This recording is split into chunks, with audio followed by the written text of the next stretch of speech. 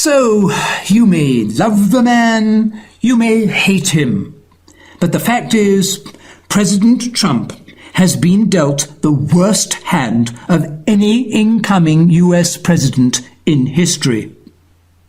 He's taking over at a time when the national debt has experienced exponential growth for over 45 years. The national debt was under $400 billion when Nixon closed the gold window in 1971. Today, it's nearly $20 trillion. The debt curve is entering a hyperbolic state. No amount of monetary gas will be able to propel it straight up forever. Of course, when you tack on unfunded liabilities like Social Security, prescription drugs and Medicare, the debt runs up to a breathtaking $104.6 trillion. Each taxpayer's on the hook for over $874,800. At the same time, the stock valuations are at nosebleed heights. The Shiller's cyclically adjusted price earnings, or CAPE, ratio, for instance, is currently 28.5. That's 70% higher than the CAPE's long-term historical average. In addition, there have only been 2 occasions over the last 100 years that saw the CAPE at a higher valuation than today.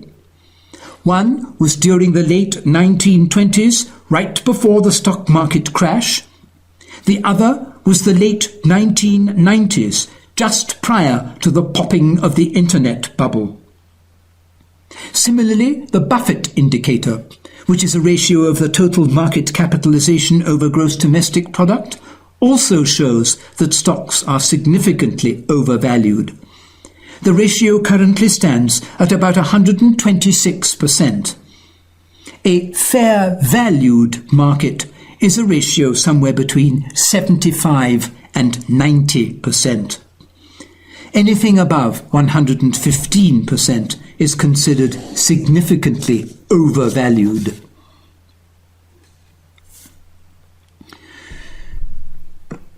People complain about Trump.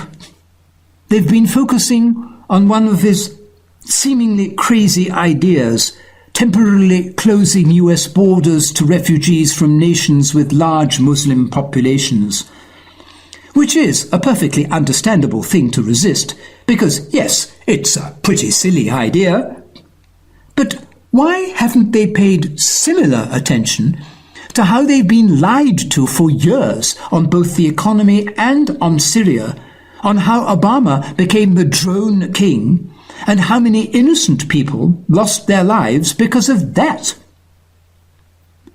To how favourite all-American gal screwed up in Northern Africa when she declared, "We came, we saw, he died." And the death of Libya's Gaddafi, who, by the way, gave his country the highest living standards in the region, free education and free healthcare, but was murdered by Hillary's US troops, which co-created the chaos that led to so many people wanting to flee their homelands in the first place. Why is that? Why are there protests when people are halted at an American border crossing, but not when American and British and French and Australian forces blow the very same people's homes to smithereens? Could that have something to do with where the protesters get their information? With how much they know about what's happening in the world before it reaches their doorsteps? Yes, people are suffering, and it's very unfair what's happening to many caught in the Trump ban. But does anyone really believe that that's where it started? That this is the first time, or even a unique time, that protest is warranted, or more so? And if not, why is it happening? People only notice stuff when it hits them in the face, I would presume.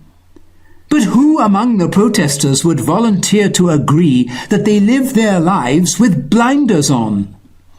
Not many, I would venture. So why do we see what we do? Where were you when Obama ordered yet another child, a family, which hadn't yet made it to a US airport, but might as well have, to be collateral damage? I understand why people are protesting the Trump ban, but I don't understand why that's their prime focus. I'm guessing that most of the protesters wouldn't have voted for Trump in the first place. They'd probably have been much happier for Hillary to be president right now. But if such people had paid attention in history class, they'd know that it was Hillary who brought the refugees to their welcome mats to begin with. Take it a step further, like to the January 21st Women's March, and these complainants would realize that the vast majority of the refugees would have much preferred to stay where they grew up, where the women in their families, their sisters and aunts and daughters used to live, most of whom are gone now. They're either dead or diasporaed to Jordan, Turkey, Alberta, Sweden, Greece, all on account of Obama and his crew, who of course blamed it on Assad and Putin. I killed 1,000 children, but I had to because those guys are so dangerous. This generation of refugees, of the huddled masses that the Statue of Liberty is supposed to teach you about, didn't come to America because it's the promised land. They came because America turned their homeland into a giant pile of rubble surrounded by garbage heaps and minefields. I don't know if you've ever seen pictures of Aleppo before it was destroyed, but I challenge you to tell me that there's even one existing American city today that's more beautiful than Aleppo was before the Americans and their allies reduced it to dust.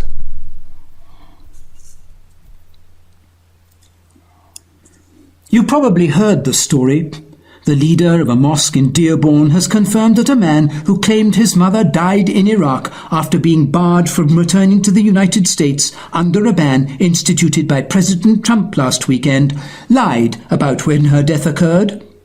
Imam Husham al-Husseini, leader of the Karbala Islamic Educational Center in Dearborn, says Mike Hager's mum did not pass away this weekend after the travel ban was put in place. The Imam confirms that Hager's mother died before the executive order was signed. According to al-Husseini, Hager's mother had kidney disease and was receiving treatment in Michigan where she lived before traveling to Iraq to visit family.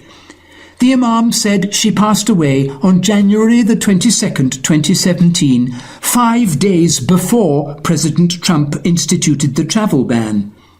Quoting al-Husseini, "That's true. The 22nd of January, his mum died. She did die, but that was a couple of weeks ago before the ban." End of quote. Here's the kicker. The Imam, who finally revealed the truth about Hager and his mother, voted for Trump in the election. Hager, meanwhile, put on quite a convincing performance, seething over President Trump's travel restrictions and blaming him directly for his mother's death. Quote, "I really believe this in my heart. If they'd let us in, my mom, she would have made it, and she would have been sitting right here next to me. She's gone because of him." End of quote. No matter, though. As with any other fake news story, the retraction has received little notice, while the original lie has already been circulated many times over.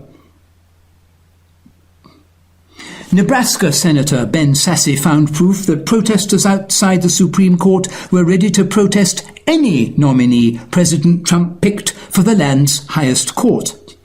In other words, AstroTurf liberals had no idea what or who they were protesting. They just knew they wanted to protest.